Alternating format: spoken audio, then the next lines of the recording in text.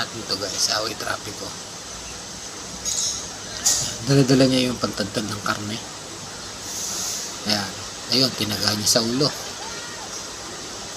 Ayaw niya magpaawat dyan eh, simpleng away trapiko lang yun. Ayan, simpleng away trapiko lang. Ayan. Buti hindi malakas yung pagkakataga niya sa ulo, kundi putol talaga yon. Ayan, hindi siya nagpapawat. Ayaw niya magpawat. Nangyari to guys sa, sa China. Sa China to nangyari. Ayan, madami nang umaawat sa kanya pero ayaw niya talaga magpawat. Kahit naman ako pa. May hawak-hawak na pantadtad eh. Hindi ko awatin niya. Bahala siya sa buhay niya.